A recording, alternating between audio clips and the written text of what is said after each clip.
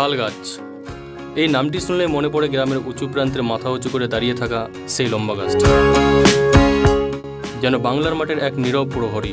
বাংলার গ্রামীণ পরিবেশে তাল গাছ একটি খুবই পরিচিত গাছ। এর উচ্চতা যেমন, তার গুণও তেমনি অসীম। তাল গাছ শুধু দেখতে সুন্দরই নয়, এর প্রতিটি অংশ আমাদের কাজে লাগে। গরমকালে তালের রস দিয়ে তৈরি হয় ঠান্ডা সুস্বাদু পায়েস, তালের বড়া ও শাঁস।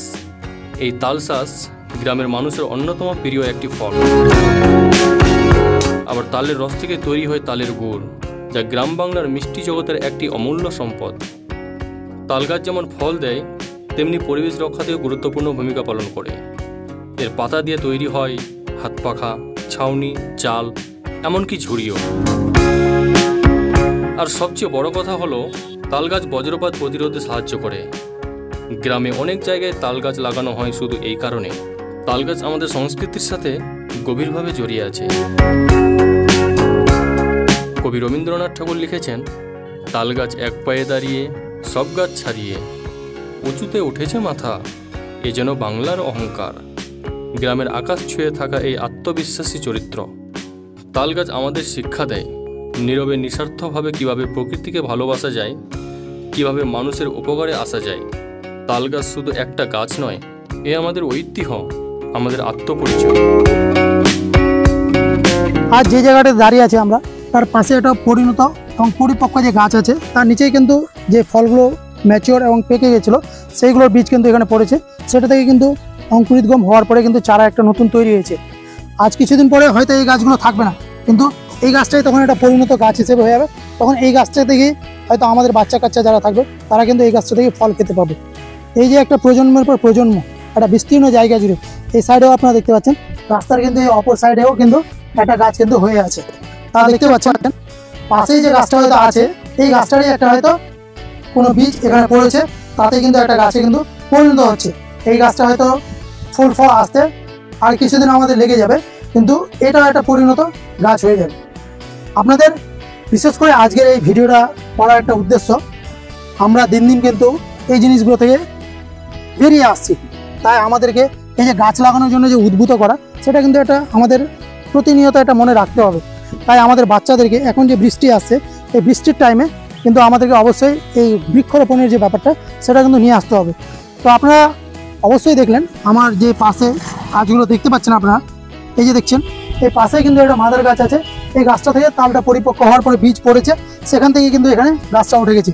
এই গাছগুলোকে কিন্তু কেউ লাগাচ্ছে না, এগুলো হচ্ছে প্রকৃতিরই একটা নিয়ম। সেই নিয়ম থেকেই কিন্তু এই গাছগুলো উঠছে। আপনাদের এখানে একটা জিনিস দেখায়, এই গাছটা এখানে মারা গেছে, কিন্তু পাশে যে দুটো গাছ আছে, দুটো গাছ থেকে কিন্তু দুটো বীজ পড়েছে, তাতেই কিন্তু দুটো গাছ কিন্তু পাশাপাশি হয়ে গেছে। কয়েকদিন পরে যে তাল পাকবে, সেই তাল কিন্তু আমাদের অনেকেরই ঘরে ঘরে উঠবে। তখন এই তালগুলোর যে ম্যাচিওর যে একটা বীজ, সেই বীজগুলোকে অবশ্যই আমরা রাখবো। রাখার ফলে কি হবে, আমাদের বাড়ির পরিত্যক্ত জায়গাতে, সেই জায়গাগুলোতে আমাদের যেখানে জায়গা ফাঁকা থাকবে, সেই জায়গাগুলোতে আমরা বীজগুলো ফেলে দেবো। এখন কিন্তু আমের সিজন চলছে, লিচুর সিজন চলছে, কাঁঠালের সিজন চলছে।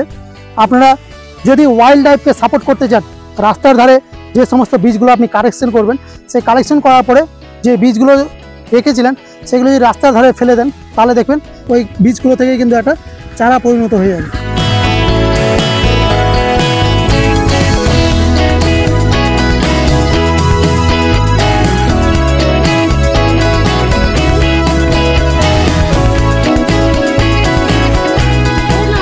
এই তাল সাম্রাজ্যে এসে এই যে তাল শাঁস খাচ্ছে, এটা একটা অন্যরকম অনুভূতি আমাদের নিয়ে আসছে।